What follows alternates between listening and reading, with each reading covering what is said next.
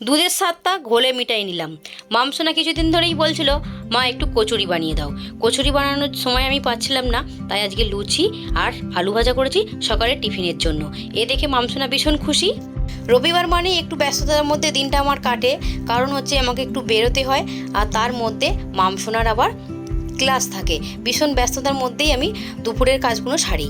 তো দুপুরে রান্না বান্না কমপ্লিট করেছি, ভাত, এদিকে ডাল করেছি অল্প করেই একদম দুপুরের মতো, আর এদিকে করেছি দেখো ভেন্ডি পেঁয়াজ ভাজা শুকনো লঙ্কা জিরে ফোড়ন দিয়ে, সাথে একটু লেবু কেটে নিয়েছি, আর নিয়েছি একটা মামসোনার ড্যাডির জন্য পেঁয়াজ।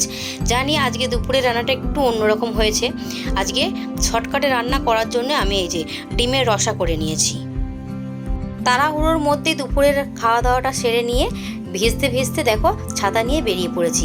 ছাতা নিতে কে ভালোবাসে জানি না, আমার কিন্তু ছাতা নিতে ভীষণ অধৈর্য লাগে। আসলে কি বলতো, রোদ্দুরেও আমি ছাতা ছাড়াই বেরোই, আর বৃষ্টিতে শুধু বাধ্যতামূলকভাবেই ছাতাটা নিয়ে আমি বেরোই। বৃষ্টি পড়ছে ঝমঝম করে, ছাতা মাথায় দিয়েই কাজ মেটানোর জন্য বাইরে বেরিয়ে পড়লাম। রবিবার মানেই মামসোনার দুটো করে ক্লাস, দুটো ক্লাস একসঙ্গে করে তারপরেই বাড়ি যাব। প্রথম ক্লাসটা মামসোনা এই যে করছে, আর এরপর দ্বিতীয় ক্লাসটা হবে।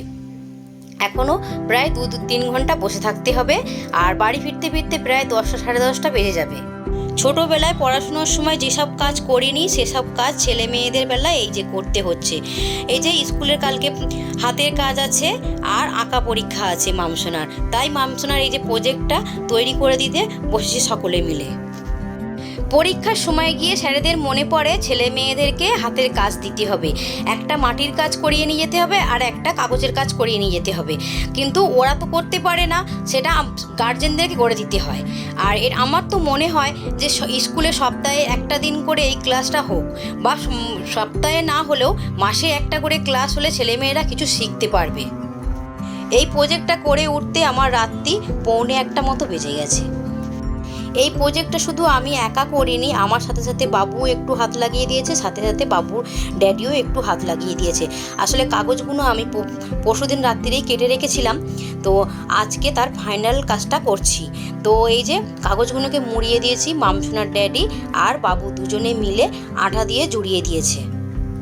মামসোনার স্কুলের প্রথম পর্বের পরীক্ষার যে প্রজেক্টটা করেছিলাম সেটা স্যারেদের খুব পছন্দ হয়েছিল, সেটা স্যারেরা স্কুলে রেখে দিয়েছিল, তাই এবারেও আমি অনেক ভাবনা চিন্তা করে এই প্রজেক্টটা করেছি। সামনে যেহেতু 15ই আগস্ট স্বাধীনতা দিবস, তারই উপলক্ষে এইটা আমি করেছি। বন্ধুরা, প্রজেক্টটা কেমন হয়েছে তোমরা দেখে তো বলো তো। এই দেখো প্রজেক্টটার ফাইনাল লুক, সকলের তো পছন্দ হয়েছে ভীষণ, আমারও ভীষণ ভালো লাগছে। আর এখানেই ভিডিওটা শেষ করছি, তোমাদের মতামতটা জানিও কেমন হয়েছে।